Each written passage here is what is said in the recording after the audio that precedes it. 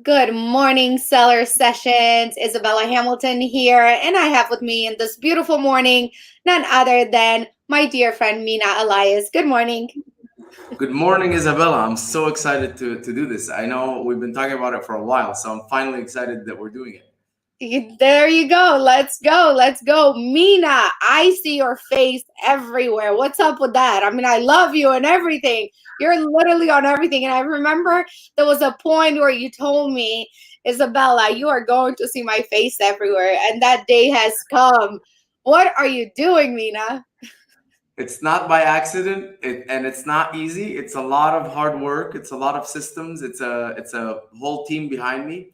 But basically, like I told you, I said like I want to get known for adding the most amount of value, because I mean, if we want to, for me, I feel like if I want to achieve the goals that I want to get to, whether it's financial, whatever, there's two things that have to happen. Number one, I have to be incredibly valuable, so people can value me enough to allow me to do whatever I want and compensate me. And then I feel like we get compensated in direct proportion in how much value we add. So that's why, like, people who make movies are getting millions because they're literally making like millions and millions of people very happy by like watching these movies, or like it's a good feeling. And so that's kind of, I said, okay, like I'm out on a mission. I'm gonna add as much value as possible. And it initially started by me just doing it, and then I'm like, how can I multiply my same hour? And I just built systems and people around, maximize the amount of time that I can get to add value. And so that's kind of what's happening. So, what made you do that? Are you following somebody? Did you see that you usually get most value from those who post the most? Like, what brought this upon? And how long does it take to prepare to show up on every podcast and every conference and every webinar? What is that life like?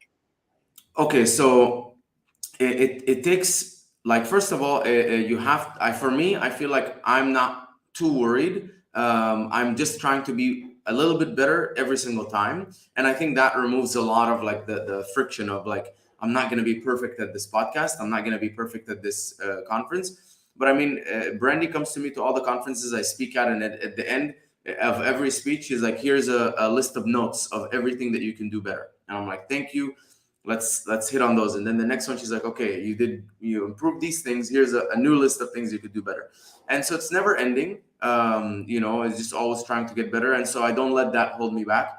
In terms of who am I following, honestly, it's just I think subconscious, where I'm watching YouTube videos and I'm realizing, okay, this person is showing me all of these useful things, is very valuable to me, whatever. I'm naturally drawn to that person. I naturally feel like this person is a guide to me.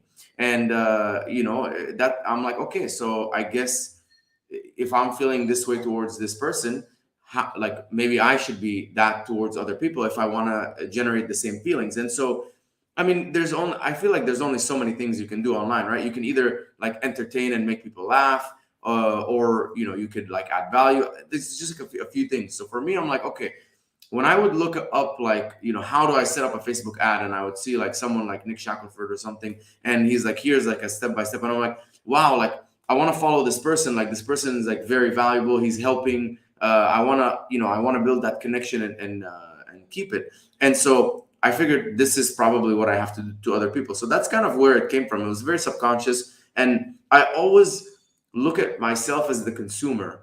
Honestly, like maybe I should do a better job of asking people, which I try to, but I always just look at myself and I say, okay, when I created my supplement brand, I said, what do I want as a supplement consumer?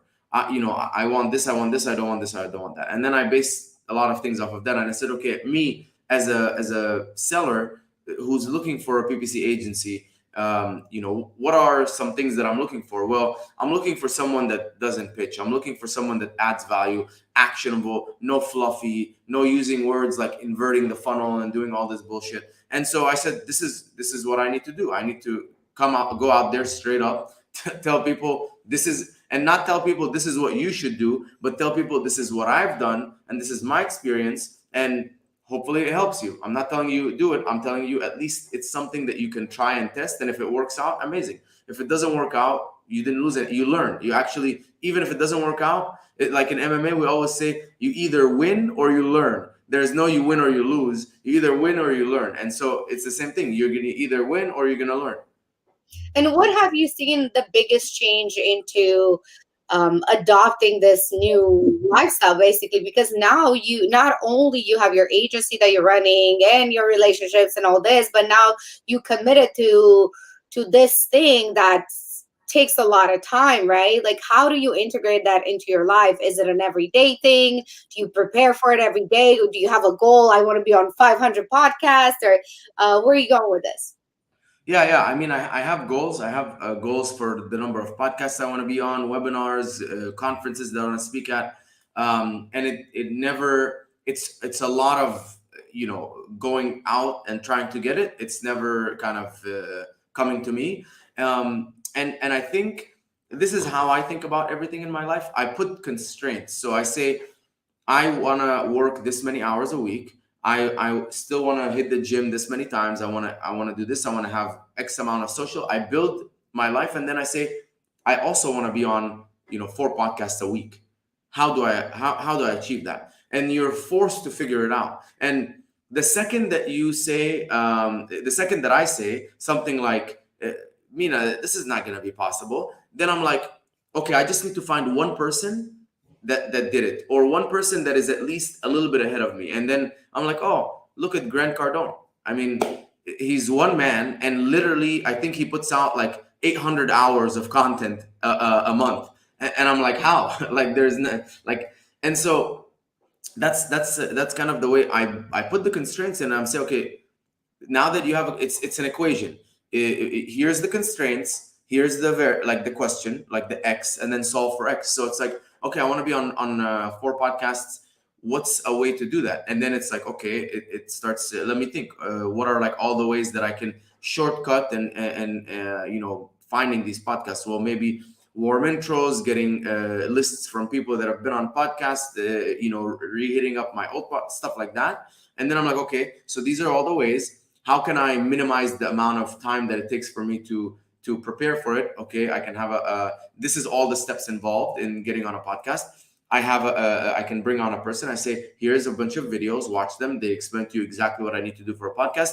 This is the only piece that I need to be involved in, which is like showing up and speaking. I need you to brief me. I need you to tell me all of this stuff. I need you to set it up. I need you to open my computer, log in, do all of that stuff. So I just come in. Okay, we're ready to talk. I already know what I'm talking about. I'm already briefed. Let's do it. So now, instead of me being able to do 1 a week, I can now do 4, because it's so much easier to book them, and I've reduced a lot of the friction. So everything I feel in my life, it comes down to putting constraints, saying what the problem is, and trying to figure it out in that constraint, and then looking for people to help me. Like, I am now more than ever dependent on, like, not dependent, but like reaching out to consultants. I'm whenever there's a problem, I used to be in the frame of mind of like, I'm gonna solve this. Like, how can we do this and that? I'm gonna solve it. Now it's immediately like, I'm gonna ask like 10 consultants, and then if the solution is not already there, I'll try and like figure something out.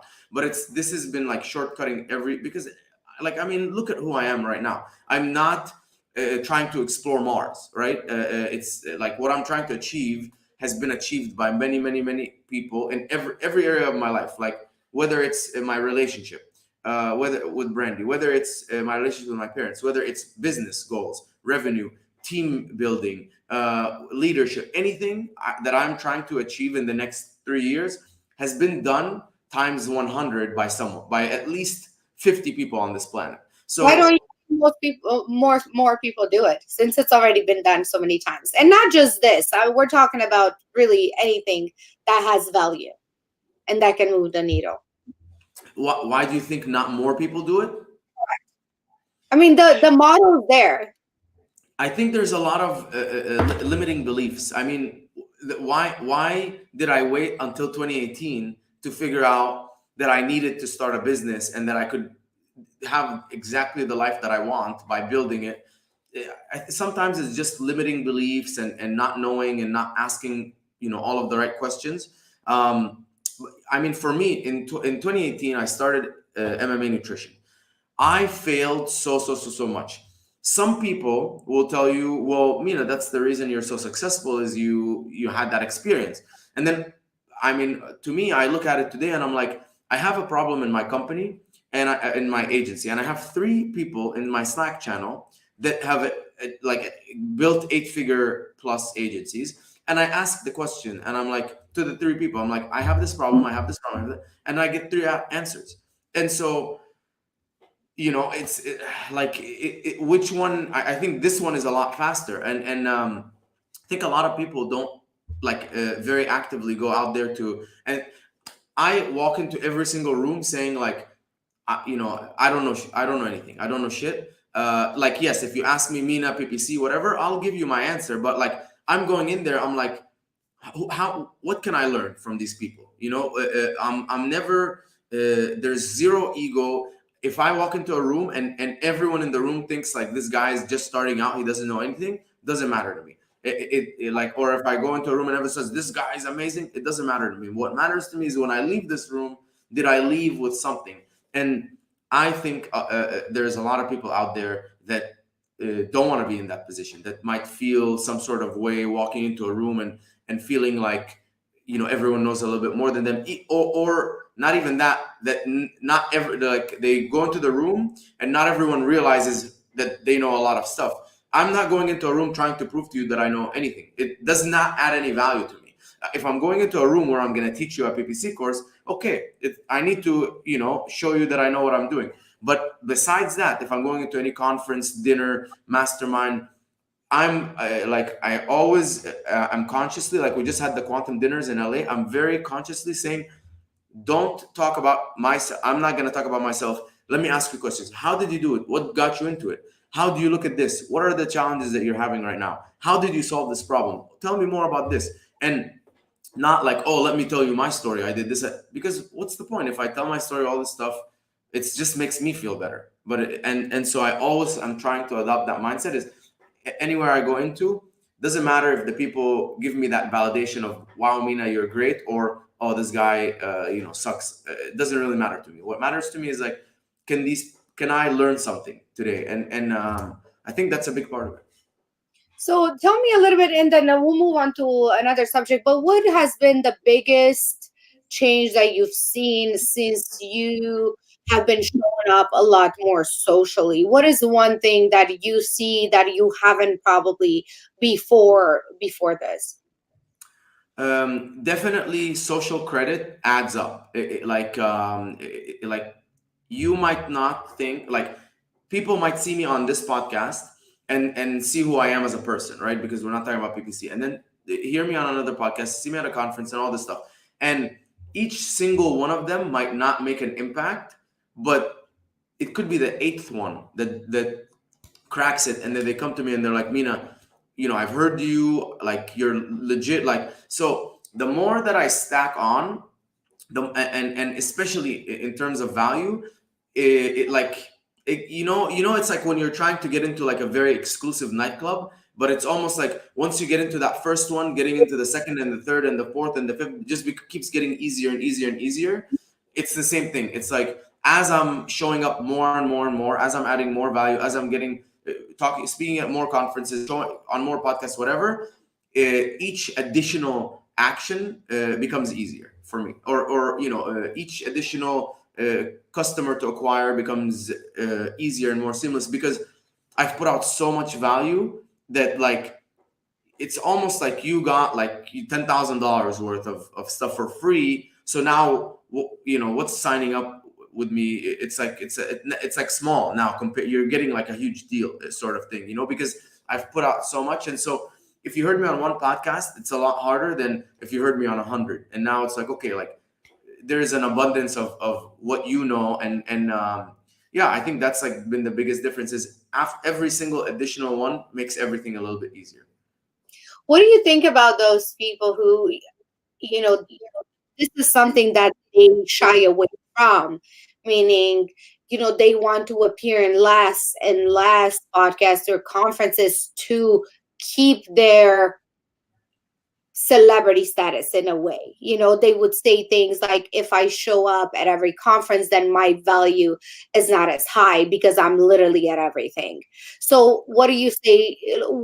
How do you see the comparison between being too active and not being active at all, meaning you're hard to reach, you're a hard person to book? What do you think about that strategy in a way? I, I mean, if we look at like The Rock or Tom Cruise or Brad Pitt or Selena Gomez, how many appearances are they making a week?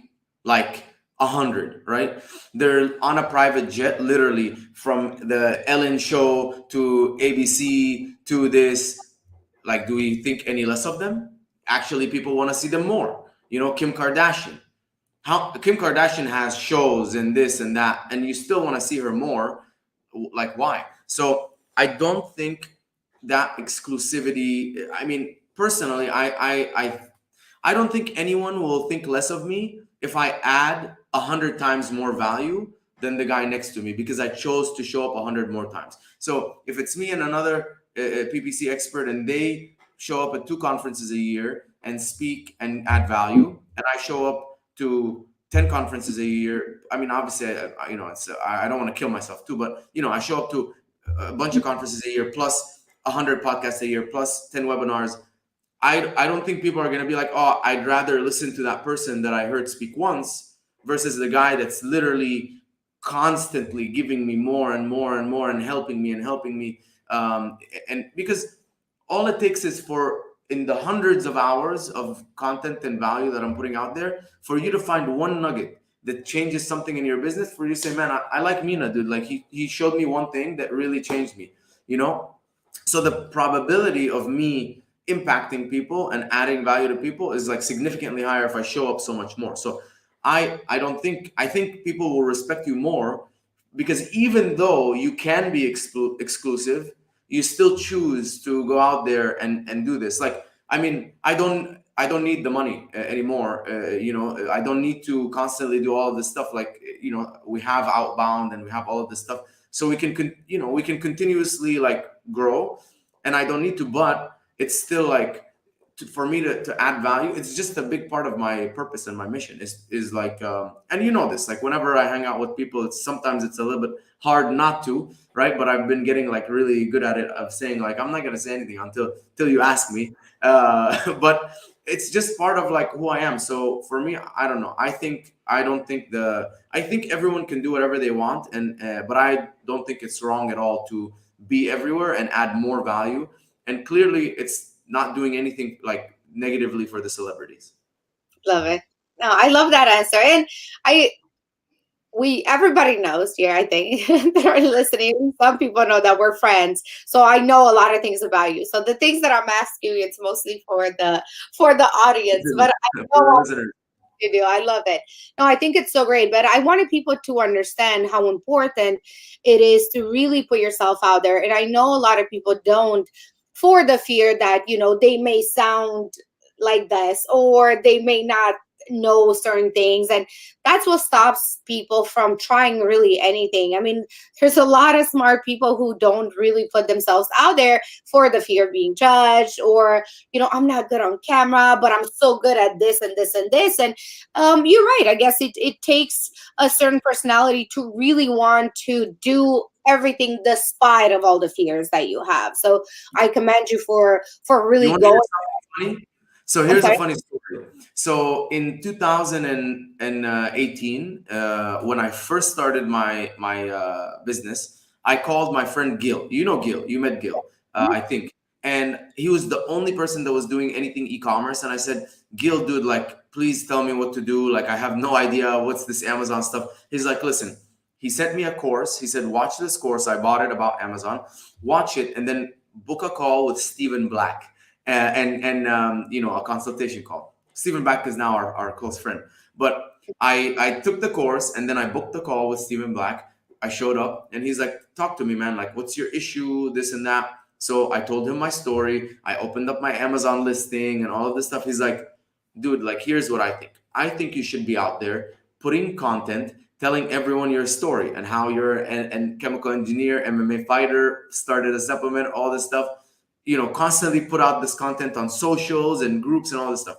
And I said, okay, okay, cool. And then I hung up. I said, dude, this guy's crazy. He thinks I am like this celebrity, or not influencer type person. Like, no, like, there's no way. I'm never gonna put my face on. I don't have like an Instagram face or an Instagram personality. I'm not gonna do it. And like, look at today, So it's crazy because he said that. He literally said, he's like, this is what I think you should He do. called it. He He called called it. it. Yeah, and it took me until 2020 to get there. Yeah. 2 years. We all love Steven. He's very intelligent and kind and very Why? willing to help others and very wise. You've been doing a lot of traveling, Mina. What's Yes. happening with that? And what have you learned from your travels? I know you have crazy stories, but I will let you pick the ones that you want to tell. But tell us a little bit about how you started doing a lot more, not only a lot more work and working on your agency and your supplement brands and all this, but you've also started indulging into a little bit more traveling. So tell us a little bit about that. Yeah, so the background is, when I came to America, before coming to America in 2011, before 2011, I haven't been to any other countries besides like Egypt and Dubai. I went to Cyprus and Lebanon when I was too young to remember.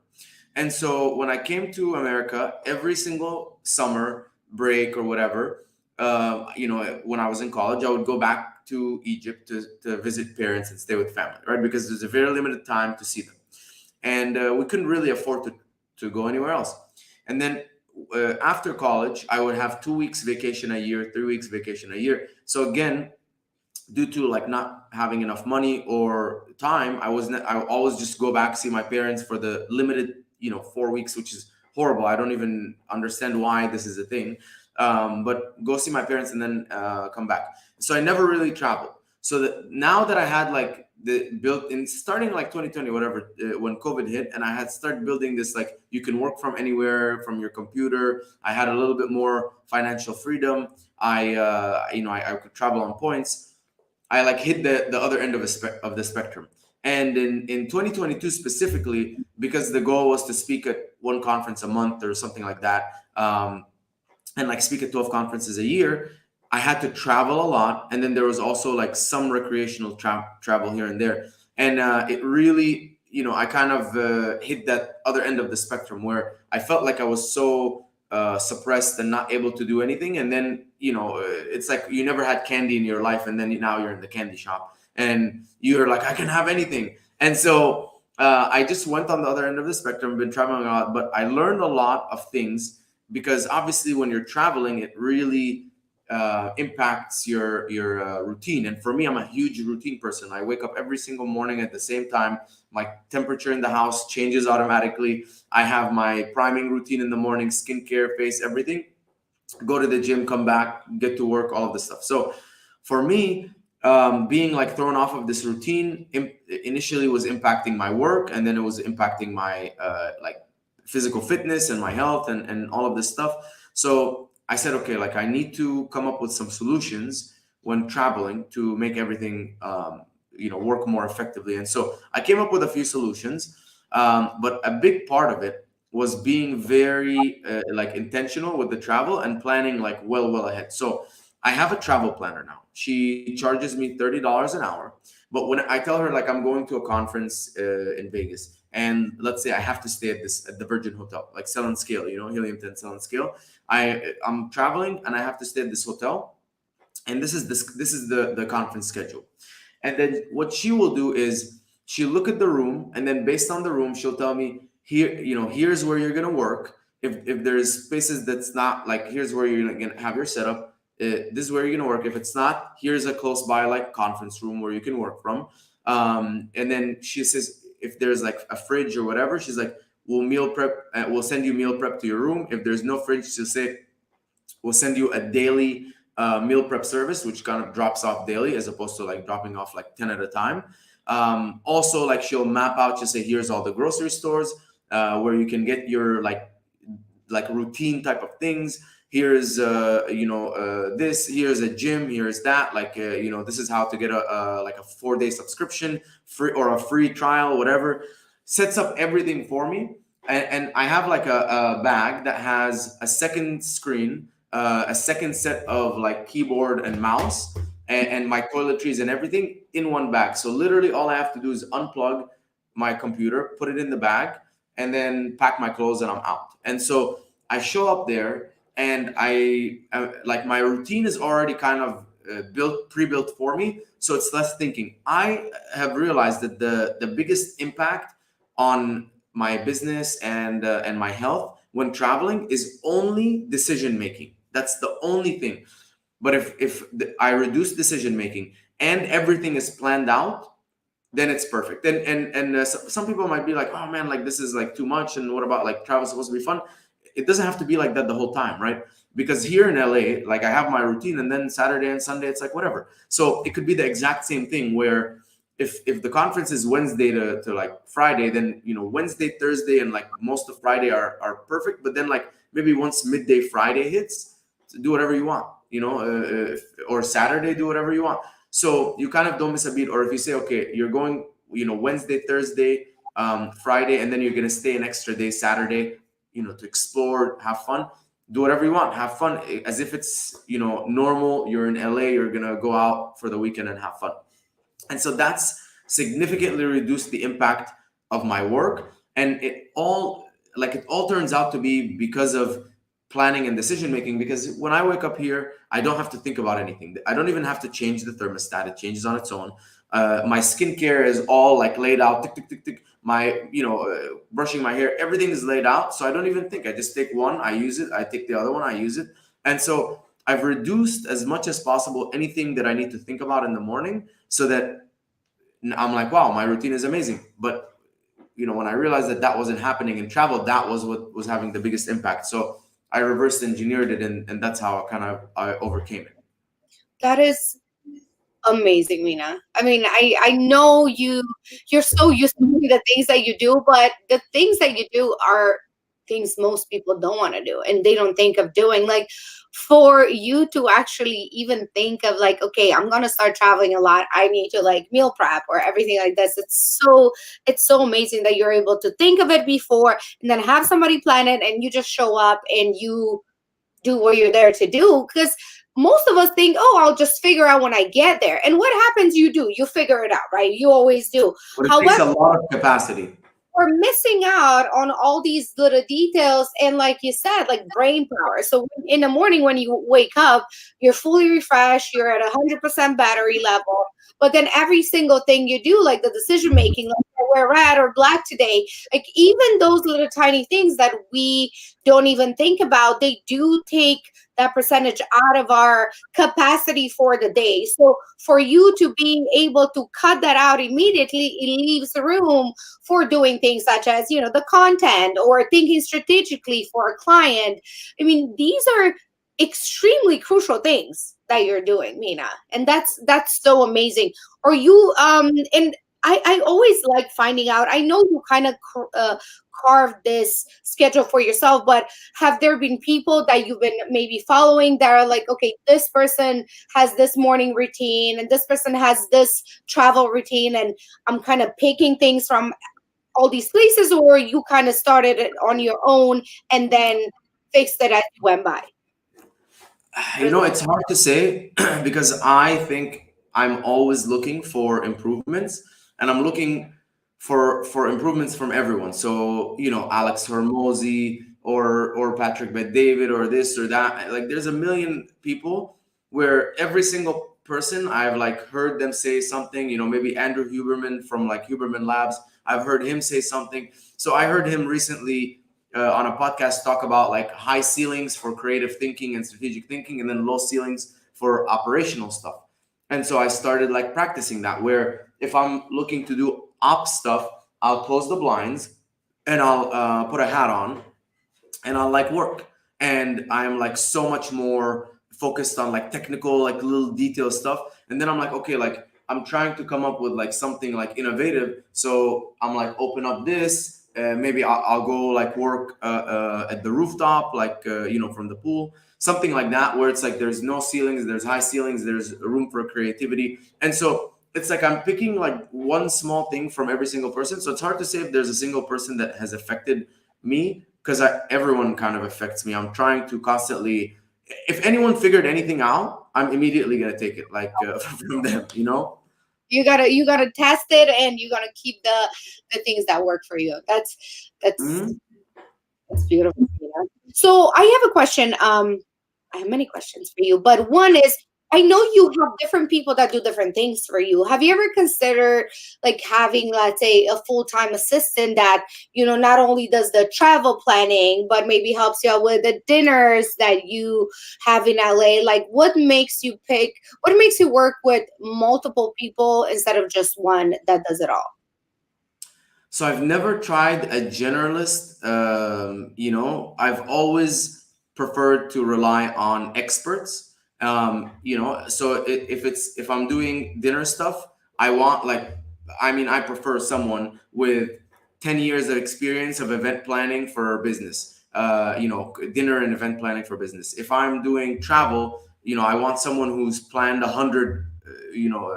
Or 200 or 300 travels a year for like their clients, and then like a travel expert. So the only thing that I would say I would use an EA for is like, hey, like can you get a plumber to my house? I'm looking for a massage therapist that can come. I'm looking for like a in-house like car wash, like someone that comes, cleans your car and leaves, things like that. That's where I think I could use an EA. But generally I like to rely more on like specialists, because I'd rather have one set like assistant in my company that contacts these specialists versus having that assistant like do the stuff, you know what I mean? How do you justify paying for all these extra activity contractors? I would say, 'cause somebody may listen to this and be like, $30 for a travel planner, it takes me 10 minutes to look for a flight and book it. Why would I pay somebody $30 for an hour? How do you justify it? And was it hard for you in the beginning to start incorporating this little amounts here and there for certain things? Yes. So the first time someone brought this up to me, when I was cleaning my own house, and I'm like super meticulous, and he's like, "Dude, you clean your own house? You should get a cleaning lady." I'm like, "Oh, dude, but I can clean it myself." He's like, "I'm like, it only takes me like 30 minutes, couple times a week." He's like, "How much is your hourly if you consult?" And I think back then I said like something like 300 an hour. I said 300 an hour.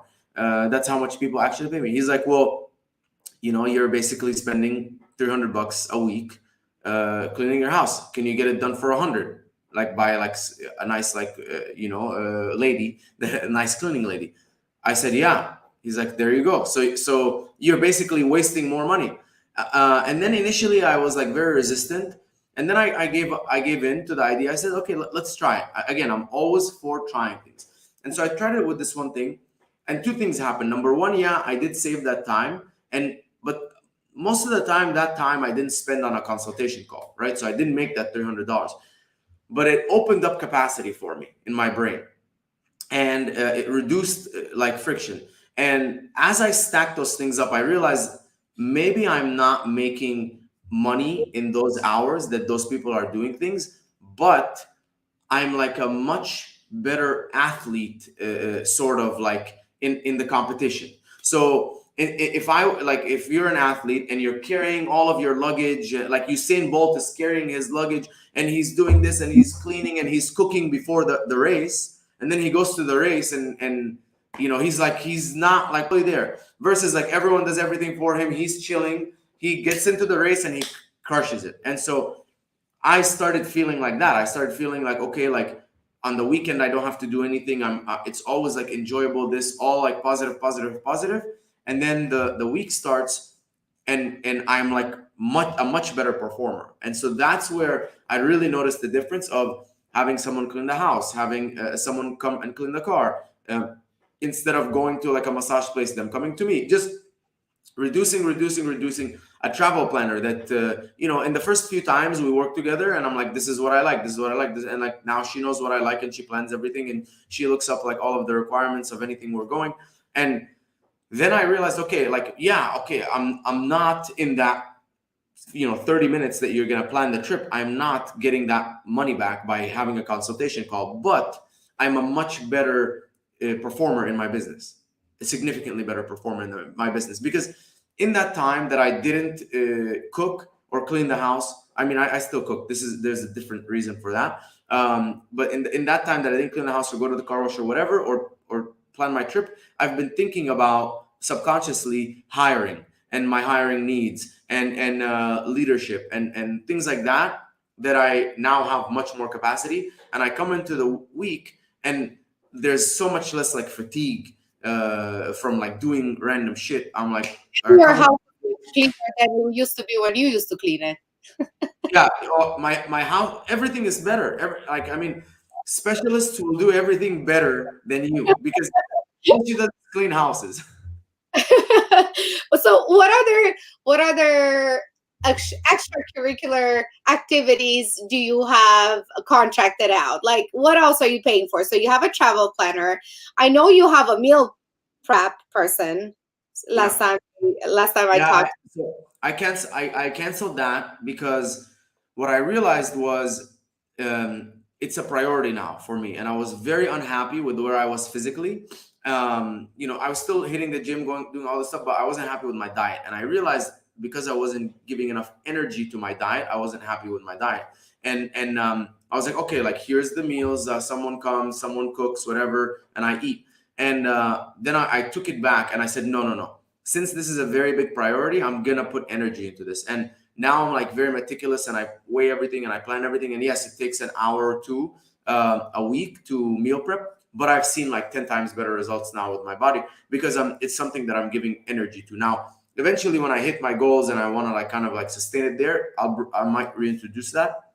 So that's why I with that. So yeah, it's basically like the house cleaning, the car wash comes here, barber, massage. I'm looking into IV drips, so I go to IV drips. I'm looking to them to come here so they can stick it in, and I can like do work with one arm. What else? I don't know that anything, really anything that I can think of that I can eliminate.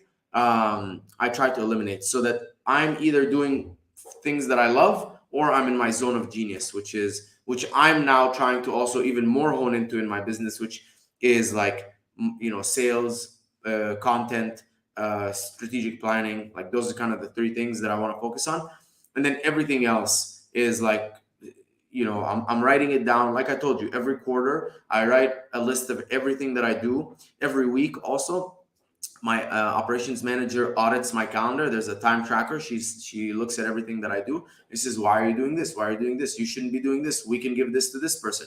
Can you let go of that? And so there's constantly stuff being let go, and let go in the right way, right? It's let go where there's a standard operating procedure, there is this, and then I'm holding their hand while they do it a few times, and then I'm like, okay, you guys know how to do it well enough. Let's get this off my plate. So, but that's allowing me more and more to get the highest ROI on my time, plus enjoy my life, which is the reason I do this. Right. Do you do any biohacking or neurohacking, anything like that? I mean, most of it is like in my diet and my routine. Like I said, like the wake up with the temperature is huge. Every day I wake up, I open the blinds, and it's like natural sun. It's really, really a lot of sunlight that comes in. The house temperature is around 74 degrees at 5:45 a.m. So there's like really, I mean, I naturally, I'm like, dude, I don't want to be in bed. Like, this is too hot, the covers and all this stuff. I get out, I immediately drink a lot of water. Then I do make the bed, do the morning routine, which is, I think all of that stuff sets up my day. And it's a lot of priming. And I don't know if you guys read the book Peak Performance, Elevate Your Game. Super important book to read, because it talks about like how the top Olympics and like the top performers in the world do things, and a huge part of it is priming. And so it's training your brain that after you do a certain sequence of events, that you're like ready to go. And so it's instead of like every day you're like, a lot of people that's like their coffee. That's sort of like I can't start my day without the coffee. But coffee also has a some negative effects of like its dependency and the caffeine, all this stuff. But it's mostly in my morning routine. I do take a lot of supplements, and the IVs have been helping me out a lot. So, I do glutathione once a month, and I try to do two IVs a month. The other IV will be like a cocktail that have like vitamin B. I recommend everyone gets one. Has improved your health? Like, what have you seen mostly with the IV trips? I honestly think it's like the feeling of like being more refreshed, being sharper, your body feeling better overall, like a general like overall like feeling of well being, and it helps you not get sick or like less likely to get sick, especially with like all of the travel and that kind of stuff. The immune system is down, and then I do the liquid vitamin B12, methylcobalamin under the tongue. Zinc is a big one, so I like to use zinc like like a not like zinc oxide, but like maybe zinc citrate or zinc gluconate, one of those zincs. I like cycle through different types of zincs, and that like really helps too. I've noticed a lot of increase in energy. I like to use magnesium and calcium before bed. That I've noticed obviously significantly improves sleep. ZMA improves also my sleep, a lot deeper sleep, and obviously it's all being tracked on the Whoop. So I know for a fact that like the weeks or 2 weeks that I'll take ZMA, I notice a significant improvement in like the deep sleep and REM. Um, I think that's glutamine. Glutamine is a big one. So I take glutamine 5 grams a day, and that really boosts immune system. So everyone thinks glutamine is like the recovery amino acid, and it is if you take it if it goes into your blood. But if it doesn't, and you take it into your stomach, it like reinforces a lot of like the healthy bacteria in your stomach, which helps you fight off like sickness and disease. And so when I'm on glutamine, I'll like notice like a long stretch of like never being sick. And then sometimes when I come off of it, and obviously like to get sick, it requires me to like exert a lot of effort, generally like exert a lot of effort at the gym or something, which drops my immune system, like drops my immune levels, and then I catch a cold or something from someone. So that's kind of and electrolytes. I cannot live without electrolytes. After that, I've been on electrolytes because I drink so much water. I drink like 3 to 4 liters of water a day. Having like a high amount, especially of sodium, I've noticed like a massive improvement in performance. It honestly feels like everything in my body runs like more efficiently. So that's kind of the main biohacking stuff that I use. This again has been just testing over Mhm. time, right? Like in implementing this one supplement doesn't work, moving on to the next. So just having that ability to be able to test and test for long enough to get the required results or not. So so how long does that take? How long do you test a thing before you're like, this is not working for me? Usually one thing at a time and 1 month. So And what? Yeah.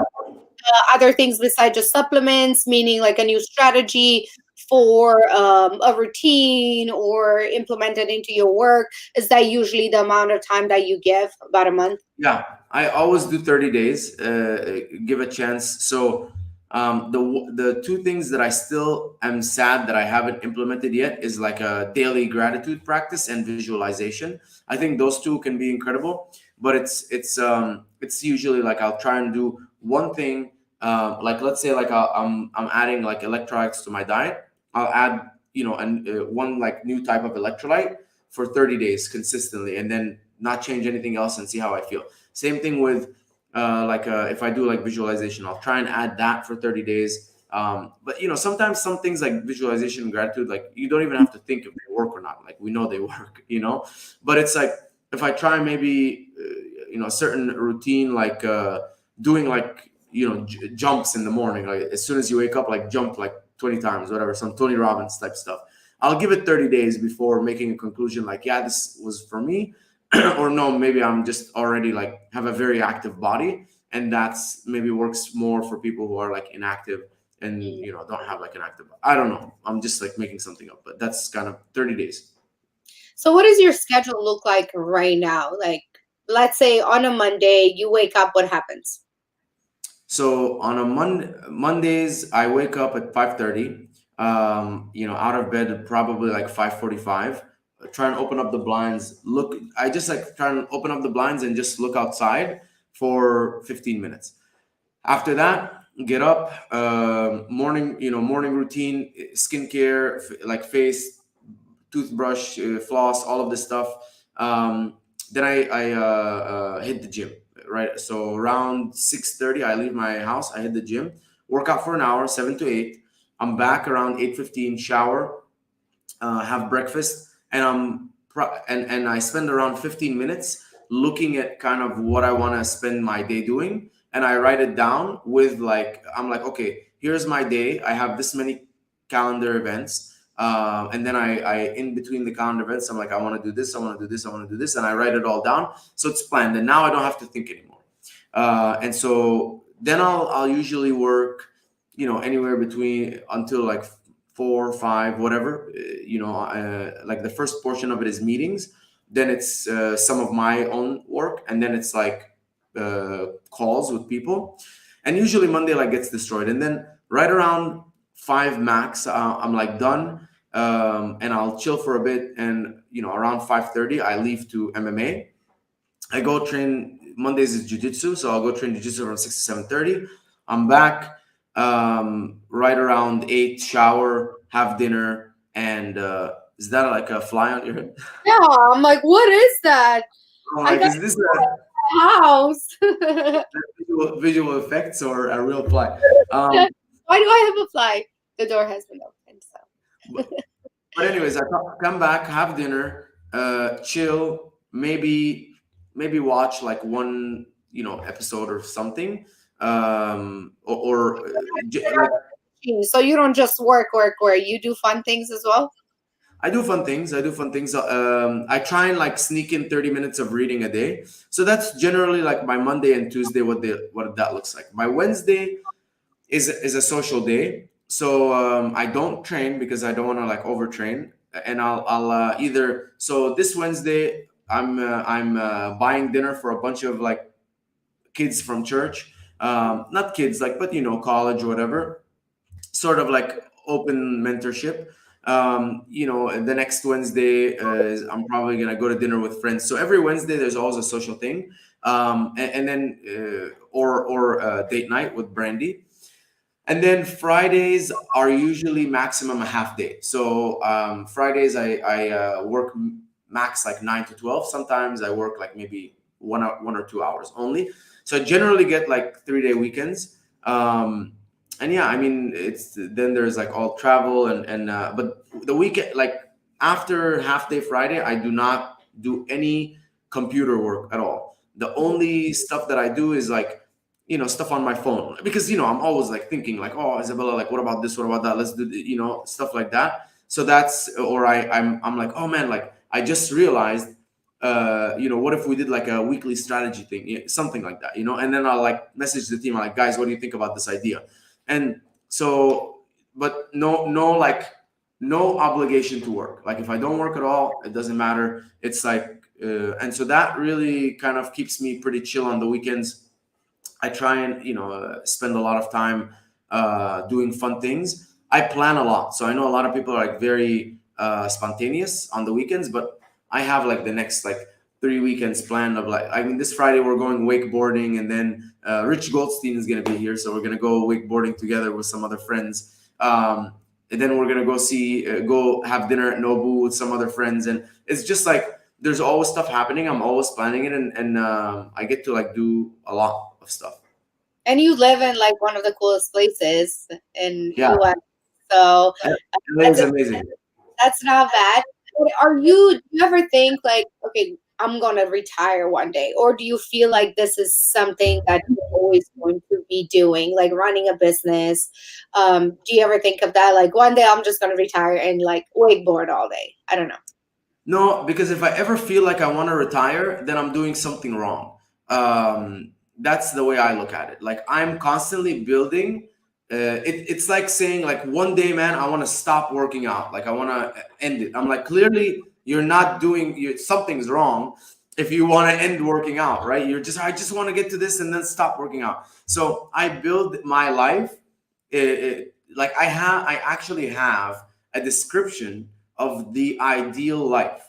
Because I know like when I don't work at all, I'm itching to problem solve, I'm itching to build, I'm itching to do something. And it's not because oh like I want money, it's because I'm an engineer, I genuinely enjoy like problem solving and building. So I'm always looking, how can I get 1% closer to a perfect, like the most perfect, never ending, sustainable life, which is going to involve like all of like these different things. Like I never feel like, one day I just want to like not do anything and just wakeboard all day. Like I would eventually get bored and feel like I have a very low self-worth, because you're not like, I mean, this is how I feel. I'm not saying if you're retired, please don't take any offense. But this is how I feel. I feel like I'm just constantly looking, how can I build the most like sustainable life, which maybe involves only starting to work at 11 and working from 11 to 2 p.m. or 3 p.m., whatever. But at least I'm doing things that I really enjoy between 11 to 2 or 11 to 3. I have time in the morning to start slow. I have time in the evenings with my family, kids, whatever. I'm doing all the fun stuff that I want. I'm able to travel, do everything. So if all of it can fit in the picture, why not?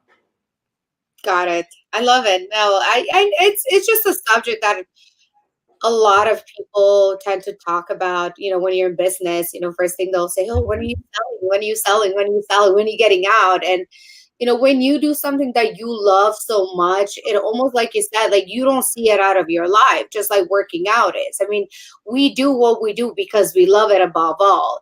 Yeah. I mean, yeah, there's a money component to it, but money you can make at any job. You can make from, your regular 8 to 5.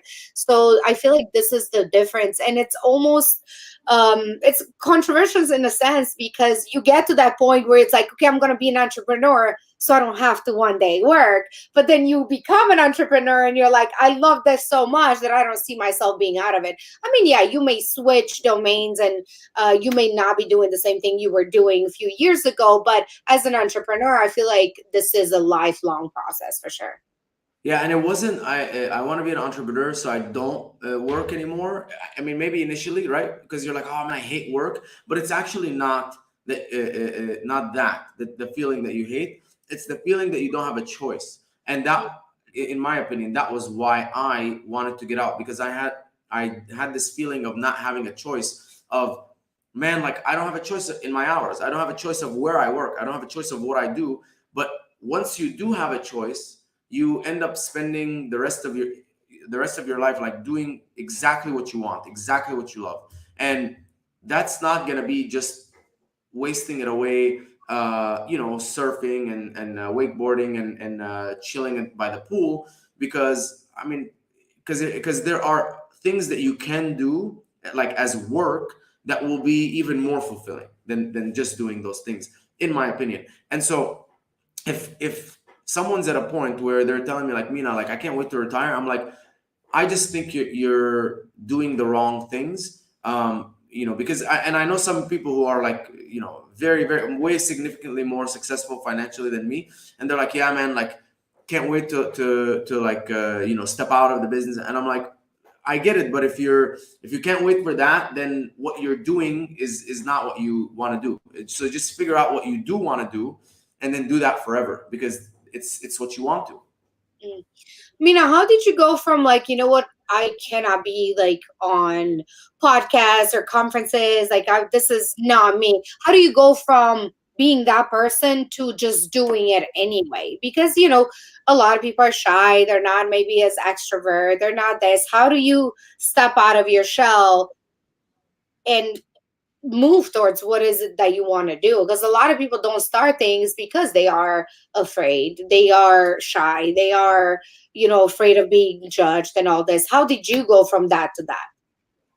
So, a couple of things that I always keep in mind. Number one, as long as you don't tell people what to do and you just share what you've done and your experience, no one can ever say that you're wrong for it. Like if you tell me, Mina, like personally, what I've done is started waking up at 12 noon every day, and I feel so much more energized. I can't say you're wrong. I'll just say like that's interesting, that the fact that that works for you. And so no one can, if you're telling people like you should optimize your listing, you should do this, you should launch 10 campaigns, then yeah, you could get heat for that. It's like, no, well actually I did it differently, and that was wrong. Versus saying like, I think that you should do this because when I did it, this is what happened to me. And so that's like one thing that if you're afraid of people's opinions, that will remove it. The second thing is, all it takes is for you to make a positive impact in one person's life, and it was worth it. And so, let's say whoever many people listen to this, and everyone's like, yeah, I don't know, like all of this, the stuff this guy said is like not applicable to me. And then one guy says, you know what, man, like what this guy said like resonate to me. I'm just gonna make this one change, and it improves their life. I mean, that's it, mission accomplished.